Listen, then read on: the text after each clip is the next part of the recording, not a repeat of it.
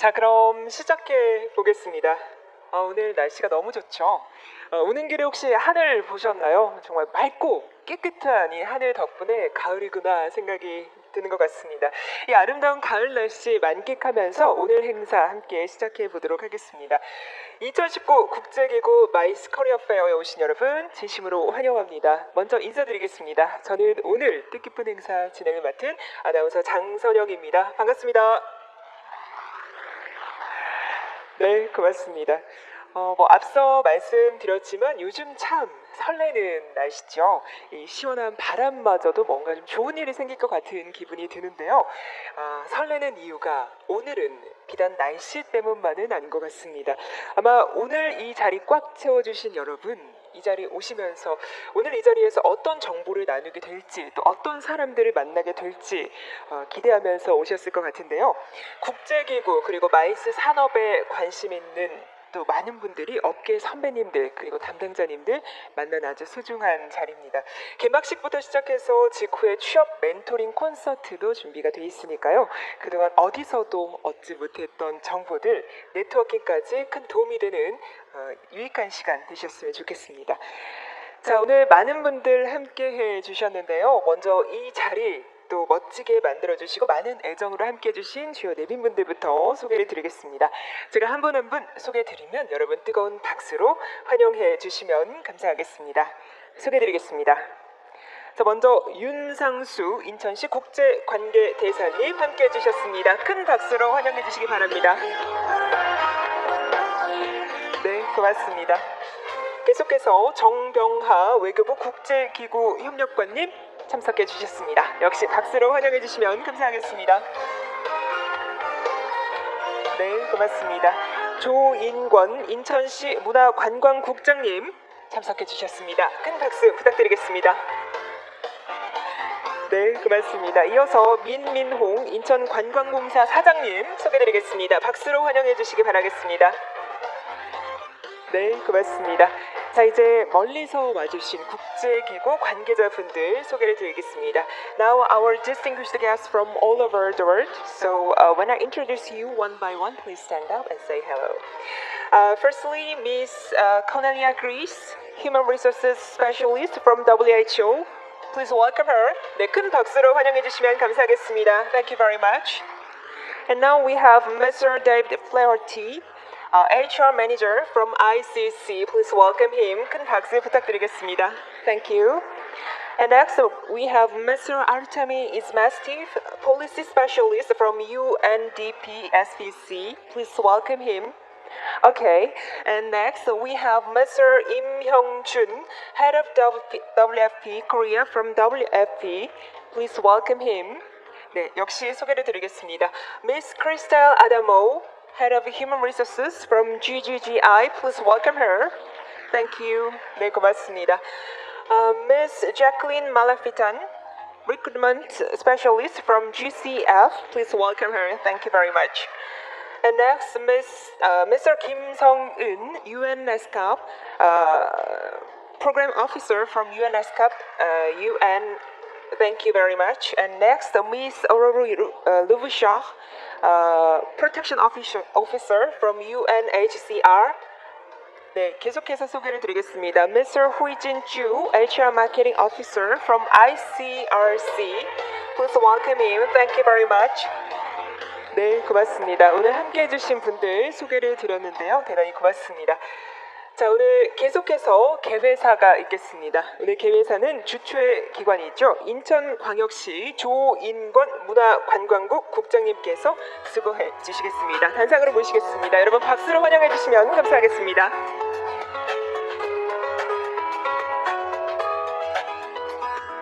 네, 안녕하십니까. 인천광역시 문화관광국장 조인권입니다. 먼저 2019 국제기구-Mice 커리어 페어에 관심을 가지고 참석해 주신 참관객 여러분, 그리고 국내 국제기구 주요 관계자 및 마이스 관련 기관 및 기관 등 기업 등 참가기관 여러분께 감사드립니다. 올해 5회를 맞이한 2019 국제기구-Mice 커리어 페어는 외교부와 인천광역시가 공동으로 주최하고 있으며 융복합 마이스 산업, 국제기구, 그리고 NGO 등 다양한 글로벌 구직 수요에 대응할 수 있도록 진로 탐색 및 커리어 개발과 취업기회 확대에 선제적 역할을 다하고자 합니다. 마이스 산업은 지역경제 활성화, 고용 창출, 도시브랜드 제고 등 유관 산업에 대한 파급 효과가 매우 큰 미래 핵심 성장 산업입니다. 인천은 3시간 내에 147개 도시와 닿을 수 있는 허브 도시이고, 이곳 송도 컨벤시아를 비롯한 컨벤션 센터와 글로벌 체인 호텔, 그리고 국내 최초 복합 리조트, 쇼핑, 관광 등 마이스 인프라를 보유하고 있습니다. 우리 시는 지난 10여 년간 국제기구 유치를 위해 노력한 결과 지금은 녹색기후기금 GCF, UN 동북아 지역사무소 등 15개 국제기구를 유치했으며 400여 명이 넘는 직원들이 이곳 송도에서 근무하고 있습니다.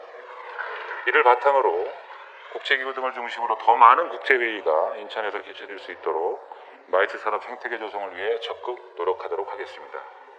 앞으로 인천이 가진 마이스 인프라와 국제기구 도시 여건을 살려 국제기구 및 마이스 분야 진출 희망 인력에 대한 정보 교류의 장을 지속적으로 마련해 나가도록 하겠습니다.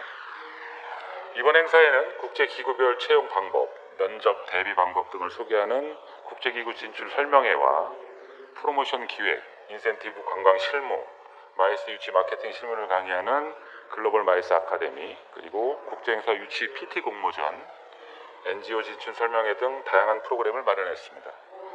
매년 개최되는 국제기구 마이스 커리어 페어'를 통해 우리나라 청년들에게도 국제기구와 마이스 분야 진출을 장려하고 채용 기회를 제공함으로써 향후 우리나라 대표 커리어 페어로 자리매김할 수 있도록 우리 시는 최선을 다해 나가도록 하겠습니다.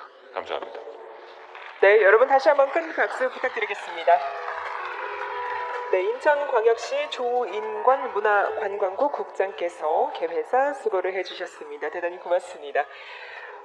커리어를 대표하는 행사도 함께 하고 계신데요. 말씀해주신 것처럼 오늘 이 자리를 통해서 국제기구와 또 마이스 산업에 조금 더 한 발 더 가까이 가는 계기 되셨으면 좋겠습니다. 자, 이어서 환영사가 있겠습니다. 환영사는 정병하 외교부 국제기구 협력관님께서 수고해 주시겠습니다. 역시 단상으로 모시겠습니다. 여러분 박수로 환영해 주시기 바랍니다.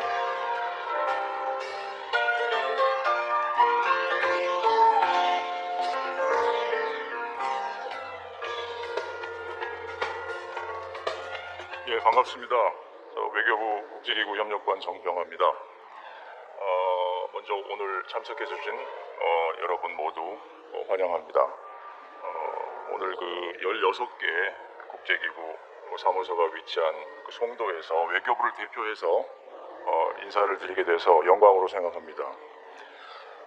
먼저 이 설명회 개최에 많은 도움을 주신 우리 윤상수 국제관계 자문대사님, 그리고 인천시 문화관광국 국장님, 그리고 인천관광공사 관계자 여러분들께도 진심으로 감사의 말씀을 드립니다. 앞서 이 페어가 5번째라고 말씀을 하셨는데, 외교부하고 인천시하고 공동으로 주최하는 건 3번째로 알고 있습니다. 인천시가 그동안 굉장히 든든하게 협조를 해주신 덕분에 성공적으로 행사를 이어올 수가 있었고, 앞으로도 두 기관 간의 협력이 꾸준히 지속되기를 바라고 있습니다. 더불어서 오늘 국제기구 진출 관련해서 유용한 정보를 주시기 위해서 먼 길 와주신 9개 국제기구 관계자들께도 감사의 말씀을 드리겠습니다.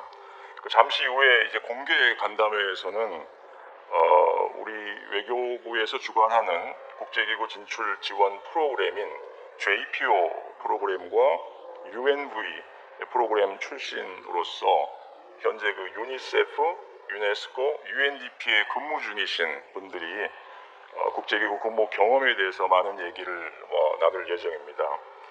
이처럼 다양한 이제 국제기구에서 근무하신 분들과 직접적으로 소통하면서 정보를 얻을 수 있는 것이 흔치 않은 기회이기 때문에 여러분들께서 많은 정보 얻어가셨으면 좋겠습니다. 우리가 유엔에 가입한 건 1991년입니다. 지금 한 30년이 채 되지는 않았습니다. 161번째로 저희들이 유엔에 가입을 했는데요. 상당히 늦게 가입을 한 거죠. 그렇지만은 우리 정부는 이 다자 외교 면에 있어서 대한민국 위상을 높이기 위해 굉장히 노력을 많이 해왔고, 그동안 유엔 안보리 이사국을 2번 수임했습니다. 그리고 여러분 잘 아시겠지만 유엔 사무총장도 저희들이 배출을 했죠. 평화 유지 활동 등 그 유엔에서 이제 필요하는 예산에 대해서도 저희들이 굉장히 많이 기여를 하고 있고 그 예산 기여도도 정규 예산에 대해서 한 10여 위가 이게 됩니다. 이런 이제 위상 제고하고 우리가 물질적으로 많이 기여를 하고 있지만 그것보다 더 중요한 것은 많은 우리 국민들이 사실상 그 국제기구에 진출을 하셔서 활동하는 것이라고 생각을 합니다. 그러니까 이런 것들을 통해서 한국의 위상과 역할이 더욱더 제고될 수 있기 때문입니다. 여기 참석하신 모든 여러분들께서 이제 앞으로 국제기구 진출과 관련해서 상담을 하시겠지만 우리가 왜 국제기구에 진출을 해야 되는지 그거에 대해서 조금 생각을 해봤으면 좋겠습니다. 국제기구에서 일한다는 것은 단순히 그 취업 이상의 좀 의미가 있다고 생각을 합니다. 우선 이제 국제공무원으로서 지구촌 전체의 공공선을 위해서 일한다라는 그런 의미가 있겠죠. 여러분들이 국제기구에서 활약을 하시면 이런 것들은 자연스럽게 한국의 위상 강화와도 연결이 됩니다. 현재 그 작년 기준으로 해서 858명의 우리 국민들이 유엔 사무국을 비롯해서 전체 61개 국제기구에 진출해서 활발하게 활동을 하고 계십니다. 이 가운데는 뭐 김종양 인터폴 총재님도 계시고 임기택 그 유엔 국제해사기구 IMO 사무총장님과 같은 국제기구 수장급들도 이제 포함이 되어 있습니다. 그럼에도 불구하고 아직 갈 길이 멀다고 생각합니다. 저희들은. 그래서 외교부에서는 아까 말씀드린 그 국제기구 초급 전문가 JPO라든지 해외 자원봉사단 UNV를 통해서 그 파견 프로그램을 계속 지원하고 있고 이런 프로그램에 많은 분들이 좀 응모하셔가지고 국제 무대로 나가는 중요한 디딤돌로서 활용을 하시기를 저희들이 기대를 하고 있습니다. 여러분들이 오늘 페어에 참석하신 것은 이제 국제기구 진출 과정에서 중요한 첫걸음이라고 생각을 하고요. 정부에서는 여러분들이 이제 더 많은 분야에서 일하시고 또 그 국제기구 핵심적인 리더십으로 좀 자리 잡으실 수 있도록 지원을 아끼지 않겠습니다. 여러분 모두가 국제 무대 어느 곳, 어느 위치에 가시든 간에 활약하시기를 기원하면서 다시 한번 이 행사를 주최해 주신 모든 분들께 감사드립니다. 감사합니다. 네, 여러분 큰 박수 부탁드리겠습니다. 정병하 외교부 국제기구 협력관님께서 환영사 수고해 주셨습니다. 대단히 고맙습니다. 국제기구 또 국제사회로 나가는 첫 걸음이 바로 오늘 페어다라고 말씀해 주셨는데요. 오늘 이 자리를 통해서 대한민국을 이끌 대표 인재들 만나볼 수 있기를 기대를 해보도록 하겠습니다. 자, 계속해서 환영사가 있겠습니다. 다음 환영사는 민민홍 인천관광공사 사장님께서 수고해 주시겠습니다. 박수와 함께 단상으로 모시겠습니다.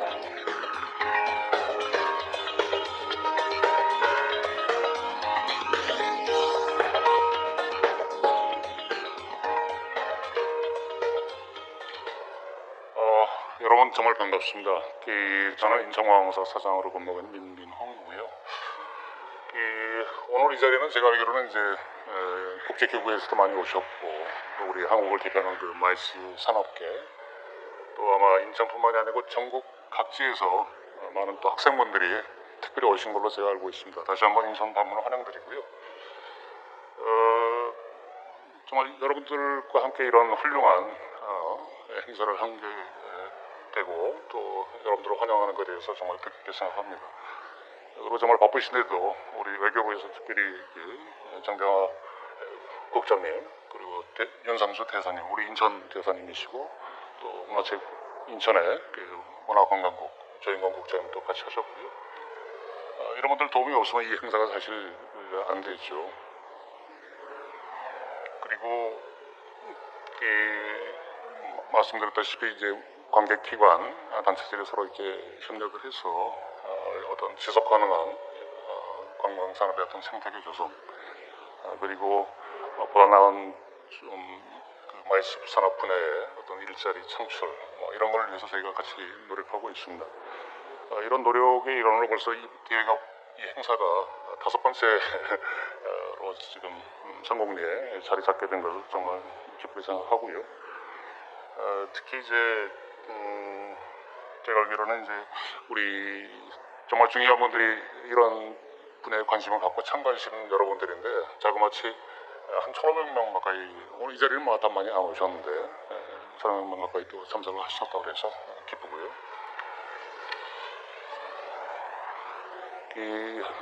뭐 인천 제가 관광 홍보를 책임지고 있으니까 조금 설명을 드리면은 여기 아주 마음에 듭니다. 인천에서 글로벌하게 놀자. 아주 어떤 분이 만들었는지 훌륭하게 만드신 것 같아요.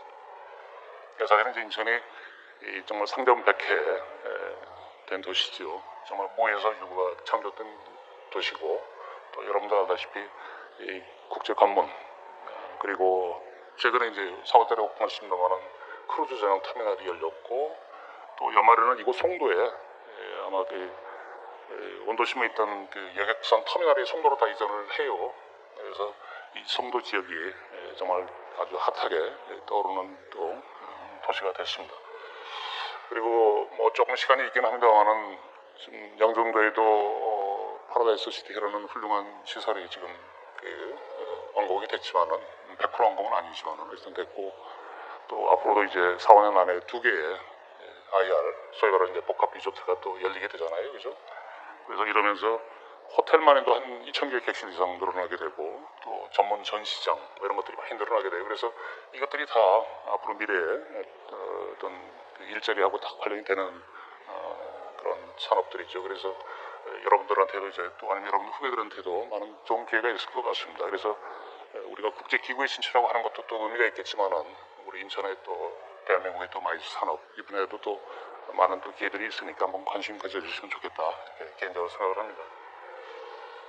그리고 오늘 여러분들이 오신 만큼 좋은 정보 또 소개 성과를 좀 어떻게 대의를 진정으로 희망을 하고 경제적으로 여러 가지 좀 어려움이 있습니다만은 저희가 이런 일자리 창출 어떤 사회적 가치 활동을 위해서 여러분과 같이 한 걸 다시 한번 감사드리고요.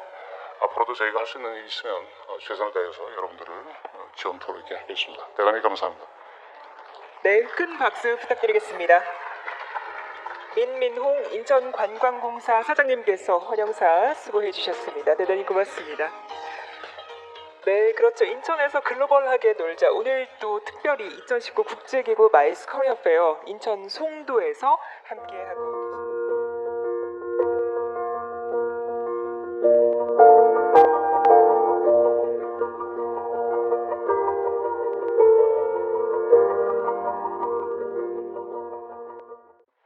Good afternoon, everybody.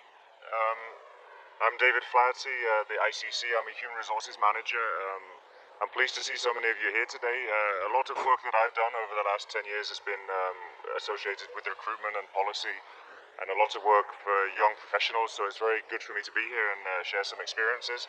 We've kept our presentation quite short because we wanted to just share the main experiences and not overlap with any of the other organizations.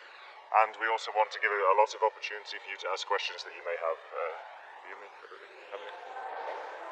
Hello everyone, good afternoon. My name is Yumi Omiya. I am Associate External Relations and Cooperation Officer at the Registry of the ICC. Very nice meeting you. Our presentation is, as David mentioned, very quick. So please enjoy it, and if you have any questions, we are happy to answer at the end.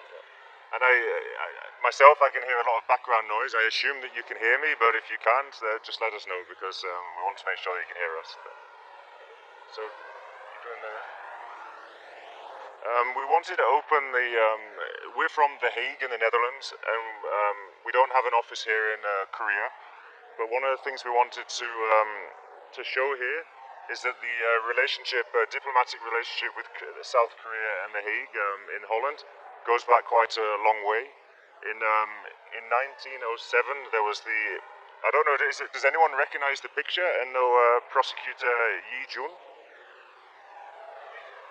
Yeah. I don't know if anyone recognizes the picture or is familiar with it, but there was a special envoy sent to the Hague Convention. This was in 1907. It's just a little anecdote that we found to show that there's been cooperation and diplomatic relations in some form for a long time between The Hague and Korea. And I won't go into too many of the details, but obviously now there's a museum in The Hague, and it recognizes prosecutor Jun, who died in The Hague, and is now a memorial museum. And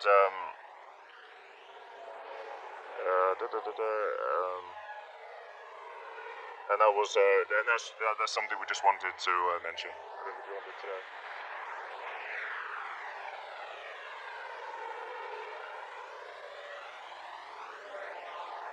This is the ICC building in The Hague. It's a brand new building. It opened in 2015. You can see it's got some water, and sometimes the sun is shining in the Netherlands, so it's a good place to come. And we have about 1,000 to 1,300 staff members in this building. In terms of career opportunities, the main reason we're here is that South Korea, the Republic of Korea, is a great donor to and member state party of the ICC. And currently, as you can see at the bottom, there's some countries that are underrepresented at the ICC. And one of my jobs is to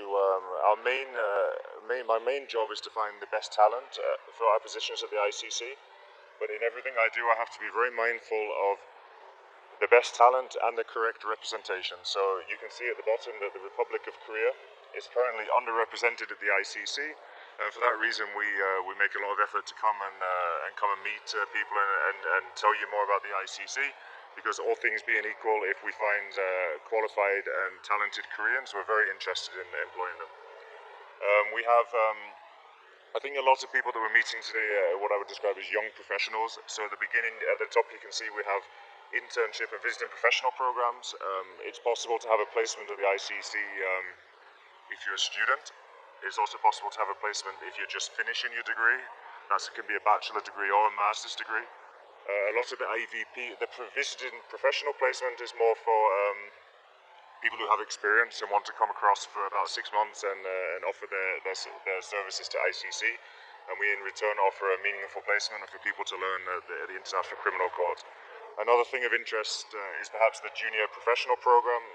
You'll notice that a lot of organizations have a JPO program, and you need to have 2 years of relevant work experience, and that if you're a JPO, you're actually a staff member of the organization, and you contribute directly to the work and actually do a job that someone else would ordinarily do, and it's a fantastic opportunity to get experience at the organization.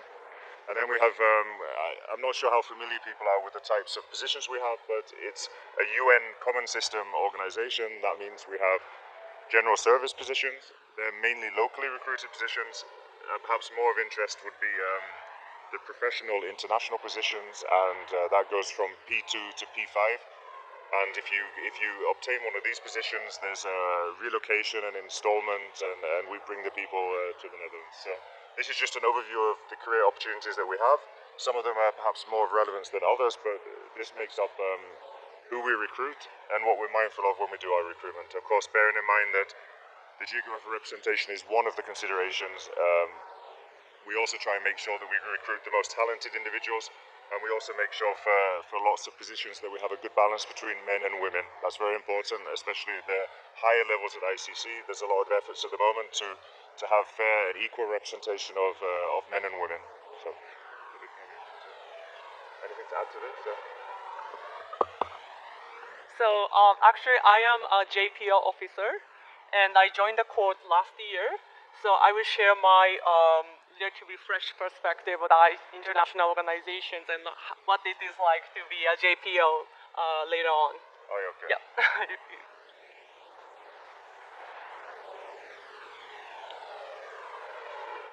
One of the other messages that we wanted to, I'm not sure, would you say, are you familiar with the ICC, the International Criminal Court, or is it maybe you could put your hands up, anyone that's heard of the ICC? Okay, so about 40%, I would say. One of the things we notice about the ICC is that it's not as well known as it could be. Therefore, the onus is on us to spread the word. It's a very important organization. I think when I'm finished, Yumi is an expert on how the ICC was founded and can explain more. And the other thing that we notice as well is that more than half of our positions are non-legal positions, and we have the fortunate and unfortunate title of the International Criminal Court that people generally think that all of our positions are legal.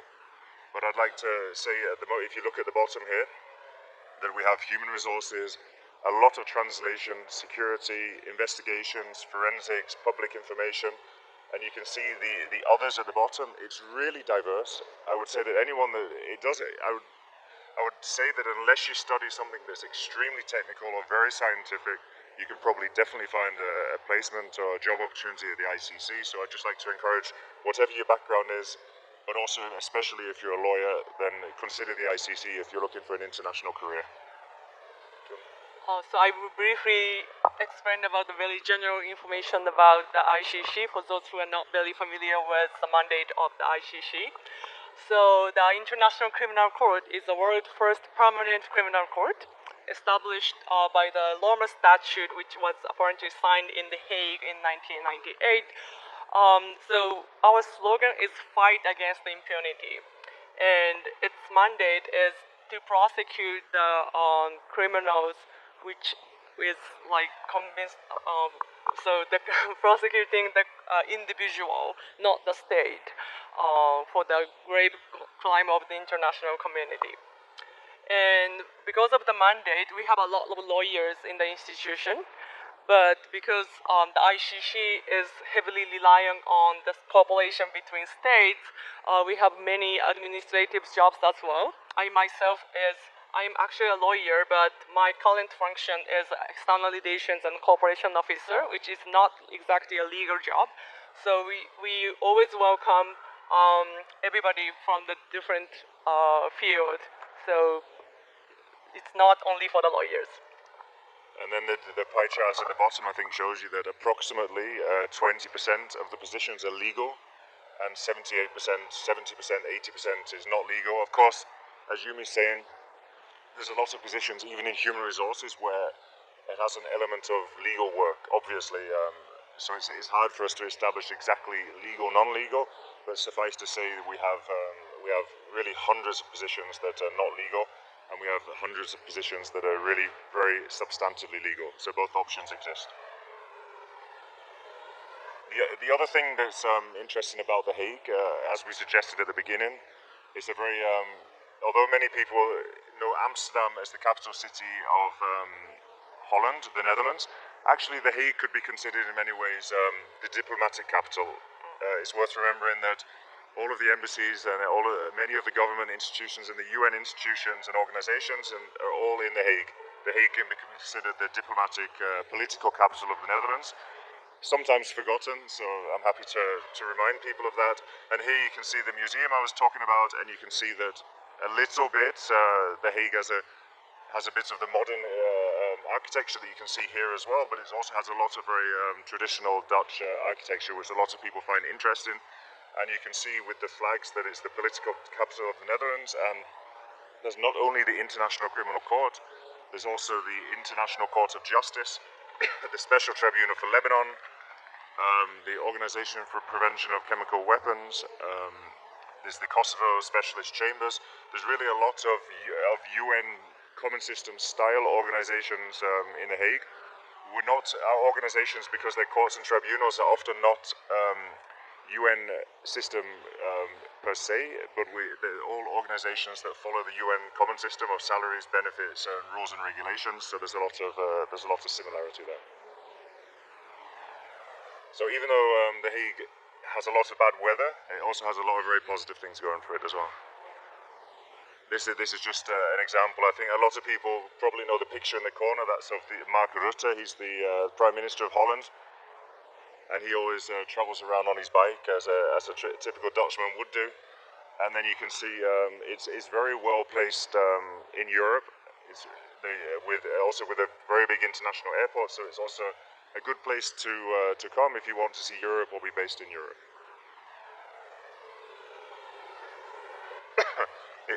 If possible now, we'd like to show you a short video.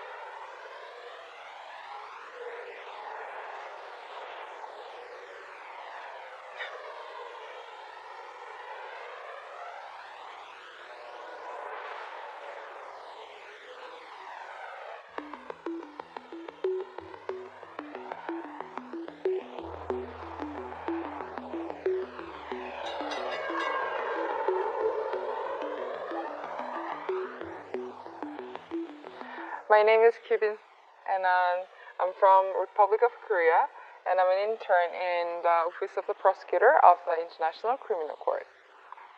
What motivated me to apply for the internship is actually a long story. I've always wanted to work in international courts or international organizations, but I've never had the courage to apply to one. And one day, one of the judges of the court came to my school and gave a speech about the mandate of himself and the court. And it was such an amazing story to me that it actually motivated me to apply for the court. And it's International Criminal Court. It's like the first permanent criminal court in the world. And there will be no better place to deepen my knowledge about international criminal law. The Hague is a beautiful city itself. But it's not only beautiful outside, but it's also beautiful inside. Like, what I mean is that it's beautiful culturally. It's culturally very rich. There are many art museums within The Hague, and that part of The Hague I find amazing. The difficulty I had to go through is definitely homesick. I want to be a better person so that I can contribute myself to the court. So after I finish my studies, and when I become a better lawyer than now, because I'm a student, then I want to apply for a job here.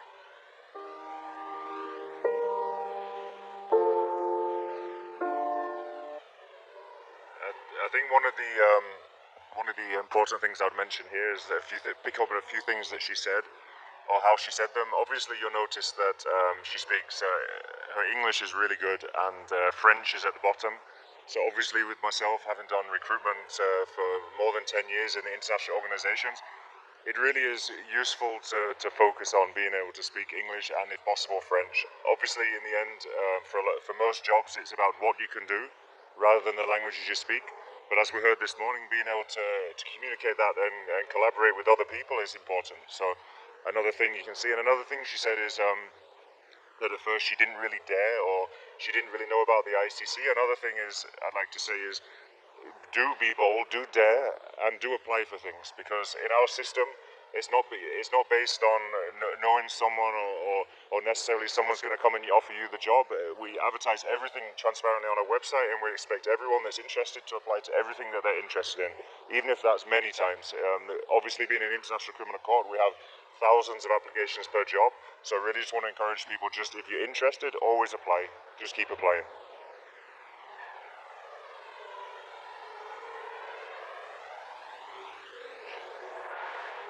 Okay, I'm gonna leave.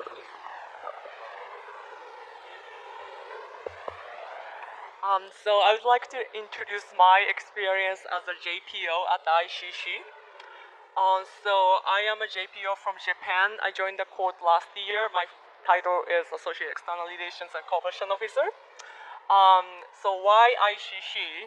I always get this question, and I would like to answer this question in combination with what kind of background I have. So I was born and raised in Tokyo. Sometimes the people ask me if I'm one of those like returnee students who was to spend childhood in the United States or some English-spoken country. But no, like I was in Japan until I graduated the university.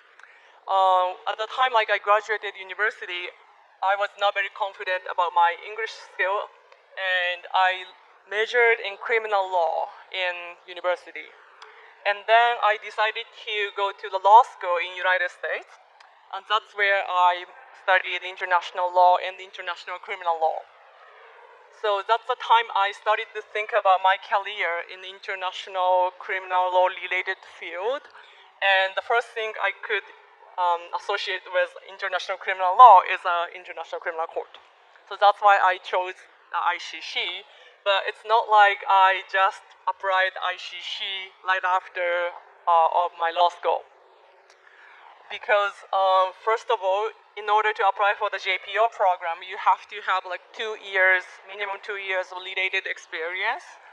So I worked in the law firm, the commercial law firm in United States. At that time, I was doing very commercial law, so which is not related to the ICC.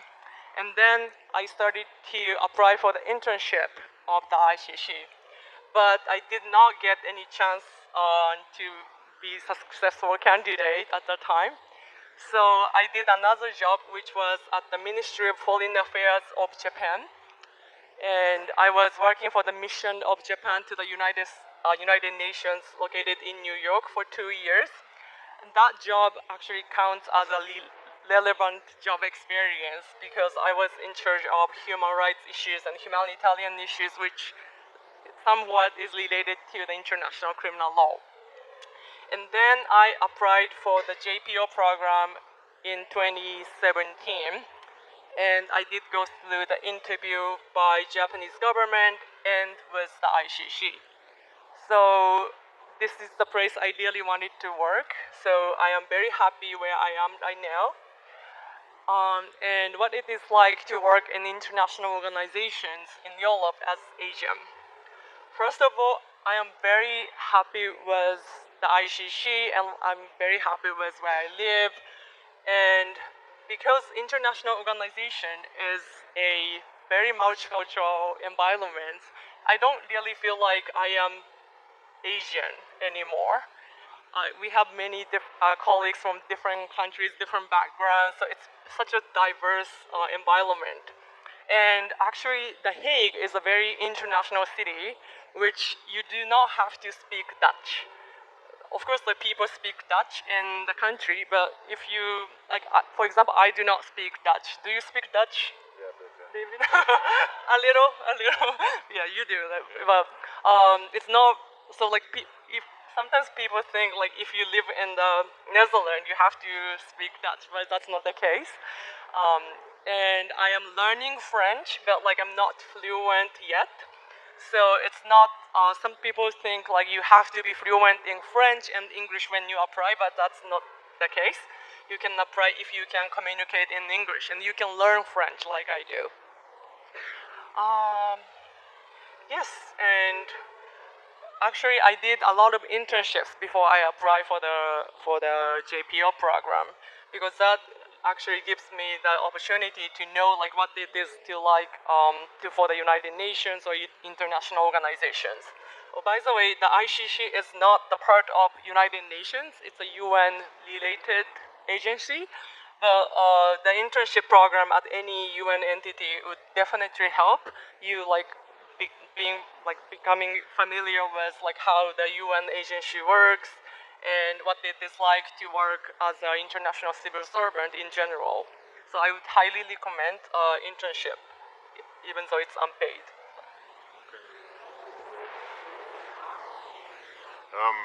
Incidentally, virtually all of our placements are unpaid, but we're trying to do as much as we can nowadays to raise funds and offer funded placements, because we realize that for a lot of people it's nearly impossible to come, and we have had some Korean placements that have been funded, but it's something new we're working on to try and, we don't get donations, money from the states to fund internship placements, so we try and within human resources and external relations, we try and raise funds so that we can fund as many placements as we can.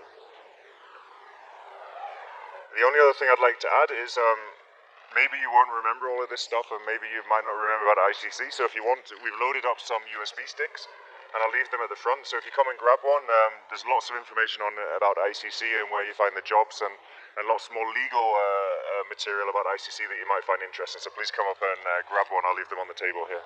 And then you can see here that the ICC wants you, you know what I mean? So remember the ICC. Thank you very much. 감사합니다.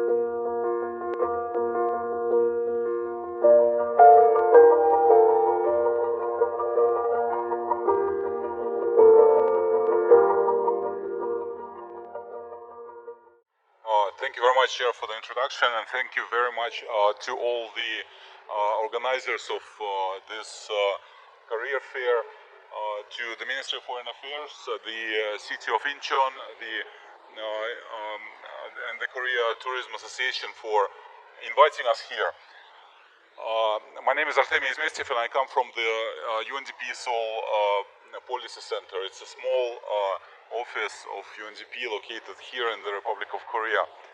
I'm here with Thank you very much. I'm here with a number of colleagues from my office. They are here on the back and at the booth.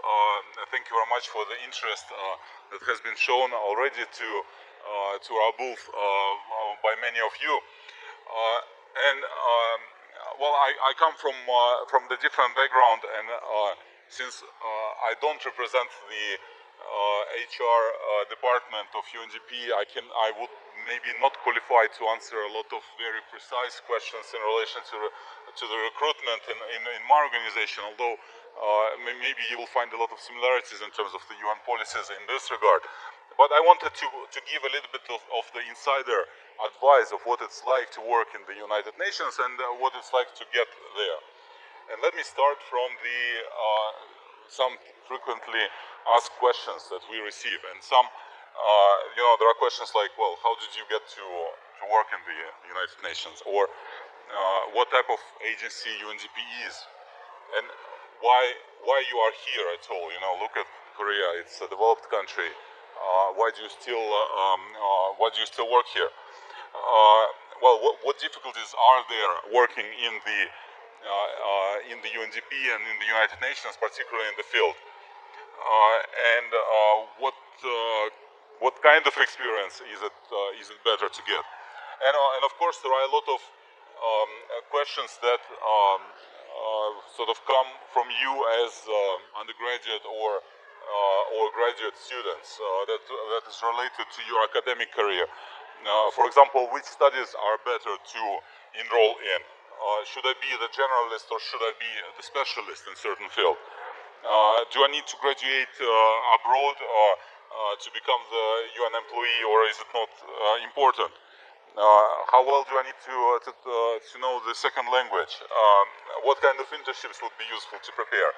And there's a whole lot of questions that came even this morning from the discussions at the booth, like what kind of responsibilities are there at the internships?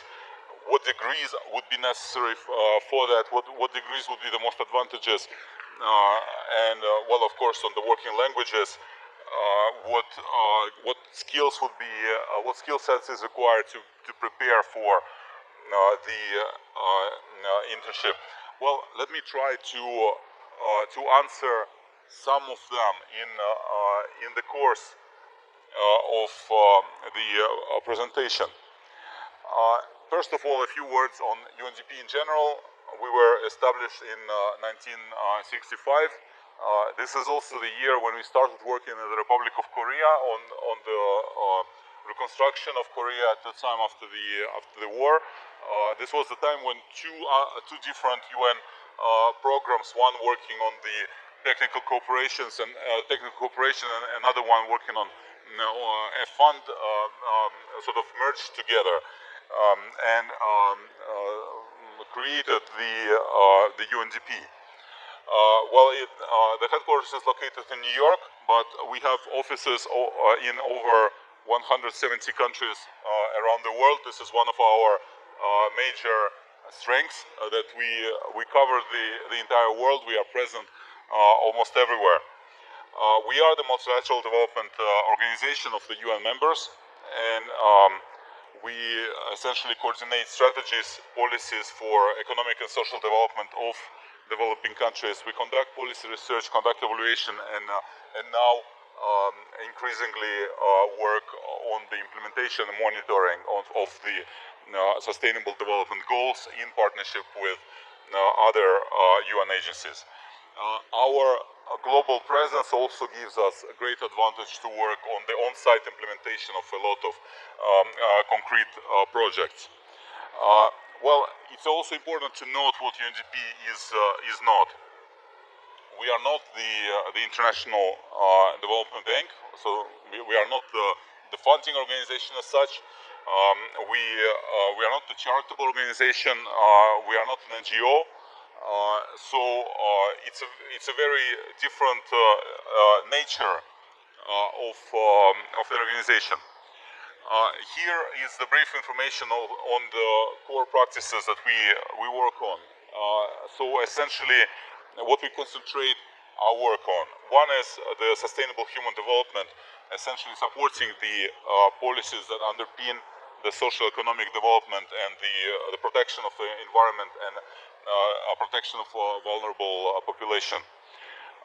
The second one is the climate and disaster risk reduction, and of course, the third one is the governance and peace building. Related to the third one, I wanted to point out another important strength that our organization has, which is relative neutrality at the country level. We, as a non-funding organization, as essentially honest partner of the government, sometimes can work on the issues on which others can't, on the issues that are sometimes the most sensitive, sometimes the most difficult: anti-corruption, the reconciliation of the parties,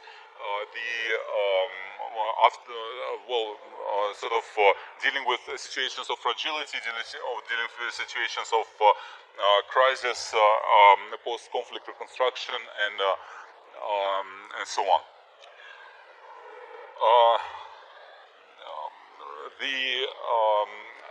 It's important to understand, of course, that we are part of the broader United Nations system. I will not dwell much into that. I think you'll be attending a lot of different presentations, and we have presentations from across the UN system here. Well, let me just show you this slide that comes from the United Nations website, and shows the entire complexity of the system. Well, this to sort of let you understand also the choice that you have as you face the opportunities within the United Nations system. It also to remind you that, well, yeah, we are also quite a complex, quite bureaucratic, let's face it, organization, and that has a lot of different layers, a lot of different complexities, institutional, and so on. So you need to understand it when you sort of aspire to work in an organization like ours. A little bit of an overview of various specialized agencies. But again, since we have some of the specialized agencies represented here, maybe let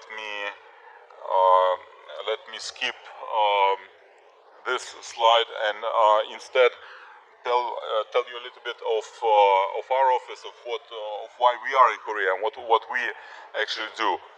You see the website of our center. We were established here in 2011. We overstayed in Korea as a country office. Korea was already a developed country, a rich country, but we still kept the country office that had a mandate for Korea. We closed it in 2009. The formal reason for the closure was the fact that Korea became the member of the OECD DAC. With Korea being a member of the donor club, there was no longer formal, let's say, reason to stay within the country. But our track record here was really long, and the relationship was very intense. And this is why for a very long time we've been consulting with our partners. Okay, what should be the different modality of cooperation? This is why the decision was taken to create a center that would essentially, well, represent UNDP in Korea, but also work on the joint agenda on the policy issues that are important both for UNDP and for the Republic of Korea.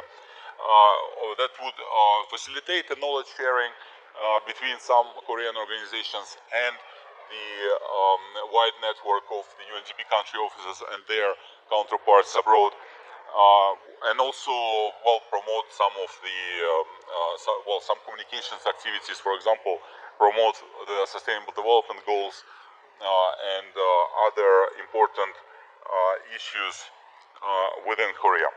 So this is something that ended up determining our program. With this, I wanted to say a few words maybe similar to what Yumi was talking about sort of my personal experience and my personal path that I'm in no way promoting as a model, but that can perhaps be used as somewhat of a reference. We are here and we have the booth for the main purpose because the center sort of as an opportunity mostly looks for the interns. It's a small center. We not often have new positions established. Our internal structure is set and agreed with the Ministry of Foreign Affairs. The new positions sort of emerge very rarely. Well, I have been staying here for a very long time, so I'll be soon leaving. So there will be one emerging, but this happens rarely. What is quickly happening? We advertise for new internships every 6 months. This being said, I started in the United Nations as an intern in 2004. In my studies, I was really interested in the work of UNDP. I started applying in a lot of different country offices and ended up with the offer in the UNDP headquarters where I ended up working. This is usually not supposed to be the case. We have the rule that the interns need to have the break after the end of the internship before they can get any consultancies. In my case, there was a special waiver. I have been working on the program that had to continue, and it was reasonable sort of for the program to have my support. In New York, I was working on very different issues, including the sort of in my academic work. I started working on the issues of the aid effectiveness and the aid allocation among the countries. I happened to be in the headquarters when it was establishing the community of practice on the same issues of aid effectiveness and aid management. I started branching into different other issues, supporting research on human rights-based approach to poverty. Then later moved to different country offices in Ghana, later in Tajikistan, working directly with the ministries of those countries, supporting those countries on development cooperation policies, while making use of the international agreements and trying to modernize development cooperation policies, sort of trying to ensure that the latest thinking in development cooperation becomes a part of national policies of those countries. This work is something that eventually helped me in in getting my position here. When I was in Ghana, I was working on the big forum that the government of Ghana hosted in Accra on aid effectiveness. The following forum happened to be hosted by the government of Korea in Busan. This was the time when I was applying here, and this was the time when our office was established, and this is how I ended up here. What general advice I could distill from this experience? Well, number one, try to build very multidisciplinary knowledge on international society, on politics, on law, history, environment, and many other things. We, particularly right now, and particularly with the Agenda 2030 and the Sustainable Development Goal Framework, we increasingly talk about the greater integration of different areas of sustainable development, and it's very important to build this multidisciplinary capacity. Try to study very deeply different important problems that are facing the international community, because, well, this is, after all, what the United Nations is for. it's great to have reminders of the from the on the global justice on important issues here, because they go to the heart of the United Nations spirit and mission. Well, of course, here we have English skills highlighted, but the same applies to any languages that you study. They all matter, and they all to different extent can be extremely important. In our particular office, the working language is English plus Korean, but of course any of the languages that you study end up being quite useful for you in one way or another. And of course, sort of try to reach relative fluency in whatever language that you study. You have a lot of opportunities right now. You have lots of opportunities in Korea. It's extremely dynamic environment where you have enormous amounts of seminar conferences, the internship opportunities, volunteering opportunities that can potentially advance you to your goals. Just use them, attend them, get interested in them. You have the government that is extremely supportive of your aspirations right now, and with information and with different events that it organizes. One thing that I highlighted here is that, while degrees and majors are of course important, it matters much less what you studied. It's just like in the previous presentation, it was highlighted that essentially there are very different jobs. I also wanted to say that we have profiles of extremely different nature. My previous director in the center, I think, she's a French national who lived in Scandinavia for her formative years, so she studied Nordic studies. And after that, she became a translator that started being associated with the UN through translations, and got the career within the UN.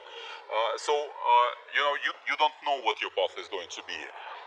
Looking at the UNDP careers right now, you will see that what is requested a lot are the things related to the private sector, to innovation agenda, to, blockchains. I might be unemployable in a few years' time, because the skills like this are not going to be in demand anymore. Therefore, it is the development is a very dynamic field. In this sense, it's very difficult to give you an exact formula, the point is that as long as you are really interested in these studies, I think this is something that is going to work for you. I think I'm running out of time, and we still have a very interesting presentation from the colleague from WHO coming, so I think I will skip the rest of my presentation, since we have the booth available on the back of the hall. Me and the team will be available there to answer any questions that you can potentially have. Thank you very much.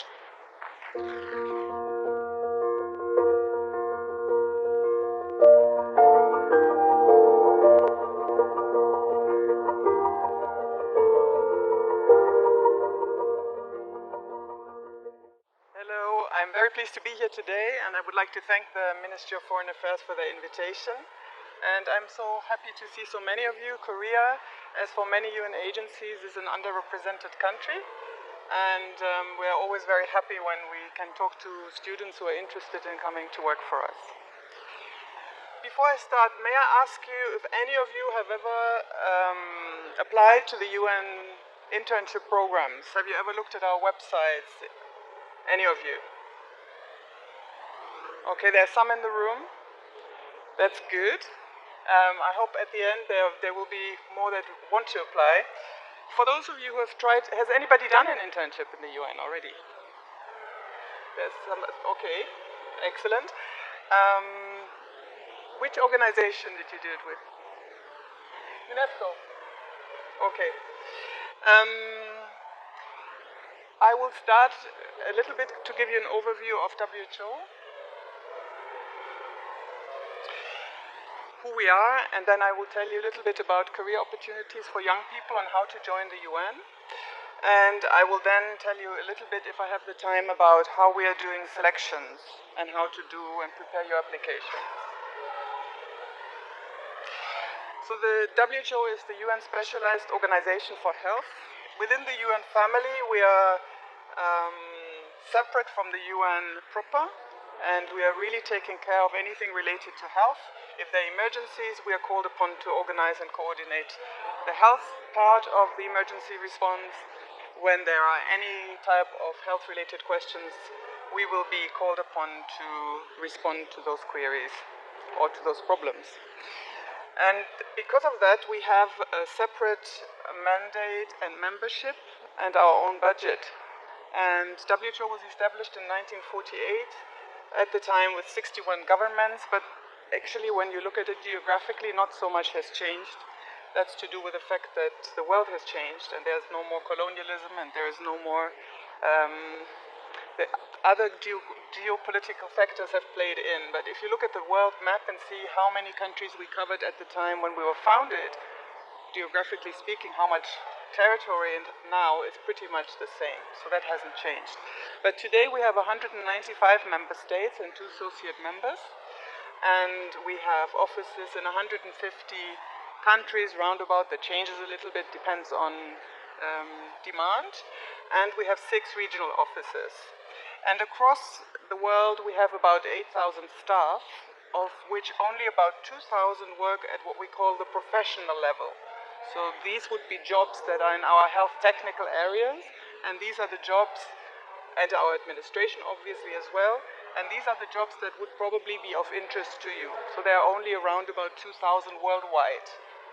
And if you look at our website and you say, I would like to apply to WHO, even though we are headquartered in Geneva and Switzerland, most of our jobs are not based in Switzerland. And I think that was actually very good of Artemi to explain that his career has taken him across the world. And he has not sat in New York in the headquarters, but that was one of your stations. But in actual fact, it's the same for us. We're all over the world, and the likelihood that you're in Geneva is 1 in 4, roundabout. We have about 1/4 of our staff in Geneva. So that's what we are, how we are structured. The regional office for the region that the Republic of Korea belongs to is headquartered in Manila. And usually my colleague from Manila comes, but he couldn't make it, so I came from Geneva to see you. And I'm very happy to be here. So if you look at that map, there's one other thing that I would like to mention, that is that around 50% of our staff work at country level. And then another 20 to 25% work in our regional offices. You can see the names of the cities on the map, and only the last 25% are in headquarters. So let me talk a bit about career opportunities at WHO. I will start with the internship program, what we do and how it works. And then I will talk a little bit, are there any people in the room who no longer study, who have finished studying? And have you more than 5 years of work experience? No, good. Okay, then I will focus maybe on the young professionals programs, and we'll skip a little bit of the more generic part of my presentation that I have on how to apply for positions after. Yeah? So the latest data we have on our internship program that we reported on is from December. We are just preparing the next report, which has data up till July, but it wasn't ready before I left. So I can only tell you how many interns we had last year. We had around 678, and of those, only about half were in Geneva. The rest was in other offices. And when you're applying to WHO internships, it is one of the things to consider is to go not to headquarters, to go elsewhere. The value of the internship and what you're exposed to is exactly the same. We make no difference if you have done an internship in a country or at the regional level or in headquarters. If ever you then apply later to WHO, the value is the same. And therefore, also because Geneva is a very expensive place to go, the airfare is expensive, and though we are going to start to provide stipends to interns as of January who do not have a scholarship to come with, it still is a very expensive place, and we will not be able to support you for airfare. So one thing to reduce the cost of an internship is to consider duty stations outside Geneva. Last year we had 77 different nationalities. That's actually a little lower than in other years. Usually we go up to 100 nationalities per year, and we really try to be as diverse as possible and also make an effort to have inclusion of gender. But if you look at the picture, something that strikes you as strange, 75% are women in the internship program, so I'm encouraging men to apply to our internship program too. We're not having a bias when we select, so it's not selection bias. It's actually that the pool of applicants is the same as what is then intake later on. Who can apply? So anybody who has finished 3 years of university level studies can apply. It says here that you have to already be enrolled in a graduate program, but we are not making a difference for those countries where you actually have to study. Some countries you have to study for 4 years to get your first degree, and so if you already have finished 3 years of university studies, that will qualify you to apply for WHO's internship program. We accept and I think this has been said before, we accept any application from any type of discipline. So it doesn't matter, you do not need to be a medical doctor. In actual fact, very much like ICC, we don't only have medical doctors. I always make the joke, if you collapse in the foyer of, in the main entrance of WHO, it's not clear if there's going to be a doctor to attend to you when you have a heart attack. So we are being trained in first aid, all of us.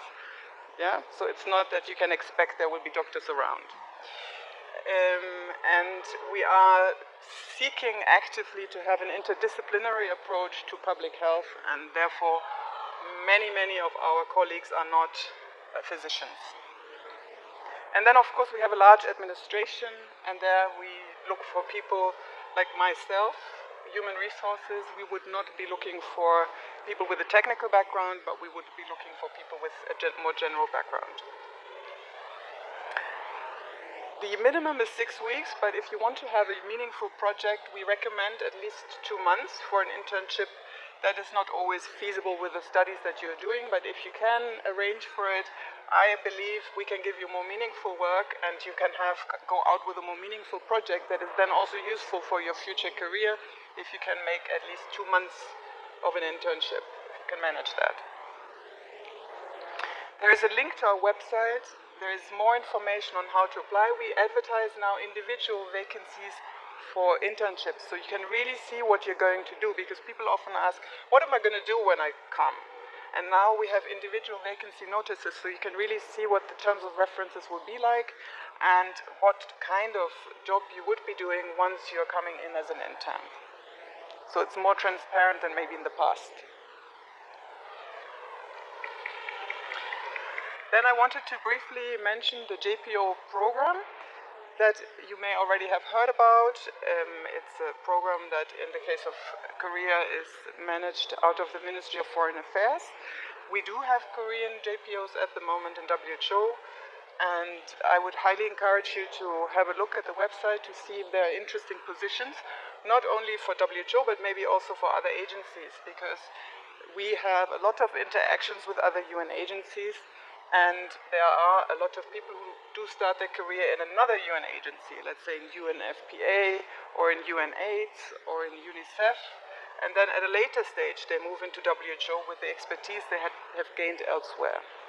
So there are a lot of cross-cutting issues, so if you are in general terms interested in the field of public health, or generally in the UN, this program is a very good way of starting your career. And you need about 2 years of work experience, and we did a study some years back to see where these people gained the experience, because that's a common question. Well, I would like to apply for the JPO program, but I don't have those 2 years of work experience yet. So the catch-22, what am I going to do?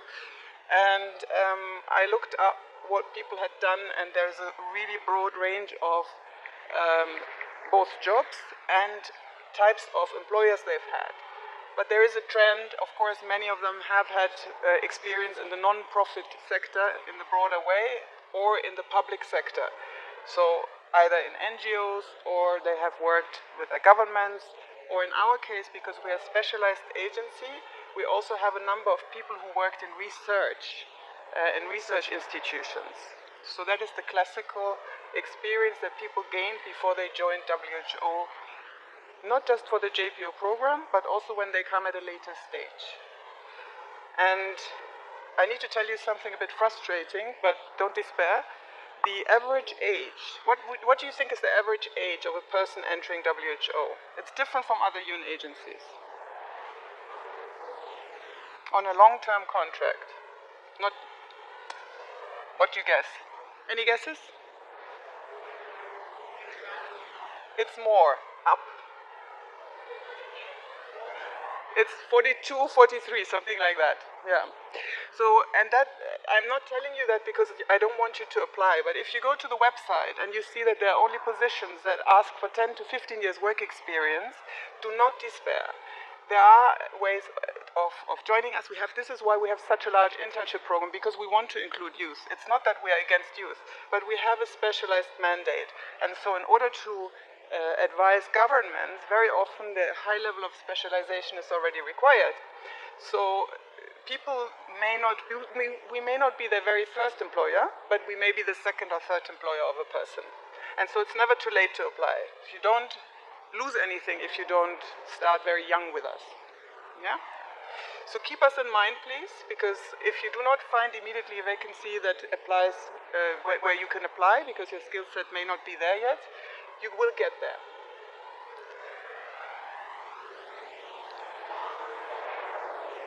So I'm going to tell you a little bit about the recruitment process. It applies also to the JPO program mostly, and not so much for the internship program. Yeah? So when we are advertising positions, we usually have a vacancy notice, people apply, we then start screening them on the basis of their CVs, and then there is an assessment, they get recommended, and then we start hiring them. That's, I think, up till their standard, you're probably familiar with that. But then when it comes to applying to vacancy, maybe I can, if I go forward, can you open the vacancy maybe that I have embedded? I'll show you. It's on the semi-to-last slide, I think. 18, that one, yeah. Maybe if you can open the position, there is a link.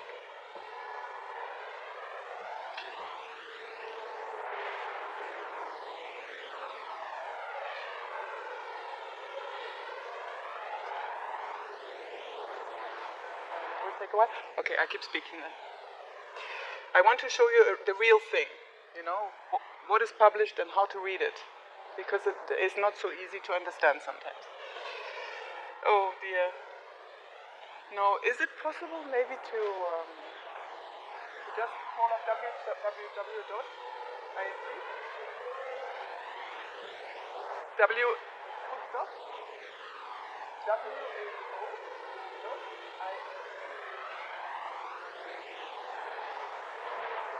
WH. Yeah, perfect. So just to say, I mean, the same applies as for anywhere else. You read very carefully the vacancy notice, and then maybe I can do it. Let me just.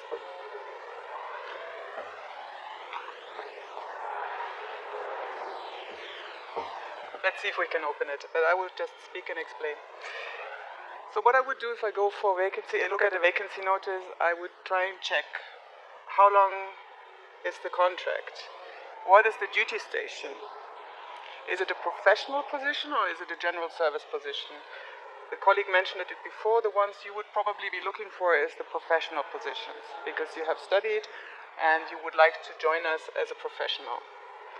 Next thing you can do is you can check, is it a consultancy? Is it a short-term contract? Is it a fixed-term contract?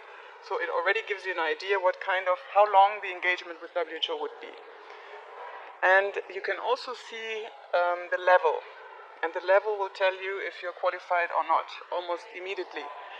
So, it's not opening, never mind. So for your kind of experience up to between 2 and 5 years, it would always be the P2 level would be what you would be looking for. And that helps you already break down which ones you need to look at more closely. And there's also a way of looking at, is it an administrative job or is it one in our health technical area? So again, you can do a way of breaking it down so you don't have to look at everything because it takes a long time. Once you have identified a position that you really, really like and you say these duties I would really like to do, you need to look at the requirements at the bottom of the vacancy notice. And that is really when it becomes intransparent sometimes for the applicant, but I can tell you what happens next. So if it says, for example, that you have to have a master's degree as a minimum, no, it's not opening, then you would absolutely have to have that master's degree. If you have a bachelor's degree, you don't need to apply because you cannot be shortlisted because we need to apply the formal criteria that are in the vacancy notice. And the same goes for work experience. If it says you have to have 5 years of work experience, but you have 3.5 really high quality years of experience, we unfortunately cannot consider that. And the same goes for languages. If it says that you have to have fluent French and you can just say hello and goodbye, that may not be enough. And also expect them to be tested on that when you are actually invited for the position. So some of the frustration that people find when they're applying to the UN can be avoided if you understand that if you do not have the minimum requirements, we will not be able to shortlist you. And then as a second, if you just click on you can do the internship program if you want, because it's the same. Yeah. And the same goes for the type of masters you have to have. If it requires a master's in, let's say, what can I say, human resources management, and you do not have a master's in human resources management or anything that is related to it, let's say you studied literature, you would not be shortlisted. So you have to have something that is either the same or very close. Or you need to be able to explain that you have done those courses in the coursework.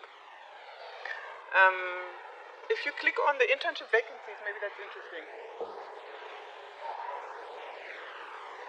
And then you can just open any. And once you have applied and you have put yourself forward and you fulfill all the criteria, we behind the scenes, we do start doing a triage. And on the basis of who then is left over, we start our selection process. And the first screening would usually be, not for the internships, but for the other jobs, would always be a technical test of some kind to see if the person has the technical skills required for the job. And once you pass the test, you would then be invited for an interview. And like for all UN agencies, I think also ICC does competency-based interviews. You would then have to go through something that we call a competency-based interview. And that is no longer requesting you to show your technical skills. That is an actual fact to prove to us that you have the softer skills that are required to be able to survive in the UN system. And that is a bit of a skill to have, and you can prepare for that. And I highly recommend you to read up on the UN Secretariat has a very good training on competency-based interviewing. You can read up how to prepare for that. Because we find that some good candidates fail themselves because they haven't prepared for this type of interviewing. Another tip that I would give is that you read carefully what is on the website before you have the interview, what is specific to the job. You don't need to know everything about WHO, really not. But if you're applying for the program, let's say, of maternal health, then read up what we're doing in the area of maternal health. Again, you don't need to read everything in detail, you don't need to know everything, but you should have a general idea of what WHO does in that area of work.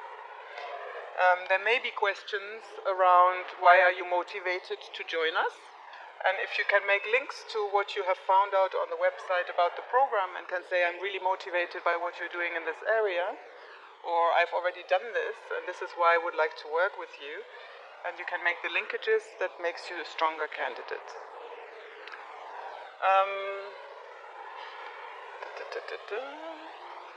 I think I'm running out of time. Don't worry. I'm running out of time? Okay, good. So then I go back and I tell you a little bit more in detail how to do. I give you some examples on the interviewing, if I can go back. So here is a question. That is a sample question of a competency-based interview. It's a simple one.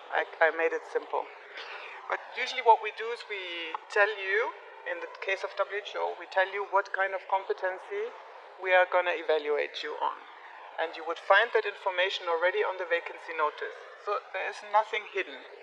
You go to the vacancy notice, we say we would like you to be able to work in a team. And then in the interview you can expect that you will get a question on teamwork. And the questions we pose are questions where you should tell us something about your past experience. So it's not a hypothetical question. We don't want you to answer, I would do this or that. No. We would like you to pick an example, and that is something you can prepare ahead of time, that you reflect on yourself. When have I worked in a team? Where have I had a good achievement in a team? Where did it not work so well? What did I do? So that when you come to the interview and you get a question around it, either a positive question or sometimes we ask negative questions, where you can explain what you've done. And it's not to show you off or to say you know, sometimes things don't work out. We also ask, what did you do when you didn't meet a deadline? Can happen. Then please don't say, I never missed the deadline, because that's not what we are asking for. We would like you to explain a little bit more. And if you haven't missed the deadline, you say, well, I almost once missed the deadline, and this is what I did.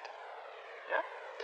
So it's more about learning how you apply your skills in the real world. It's not, there's no right or wrong as such. We are just looking for people's ability to adapt in the real life to a situation that may not always be straightforward, and then see how they've solved it.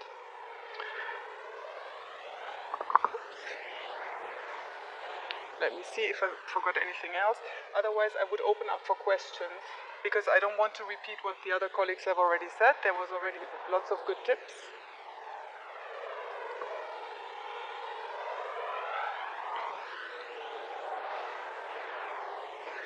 Ah, look, that's me. This is my secret bonus material, because I actually started my career here in Korea. My first UNESCO experience was with UNESCO was here. That's me, I'm 21. And I came here in 1994, and I was invited for a UNESCO youth camp by the National Commission of Korea. And then I took it up from there, yeah. You can see, this is, I think, Gyeongbokgung Palace. And then they dressed me up. And I tried to look dignified, but I'm not sure I succeeded. Yeah.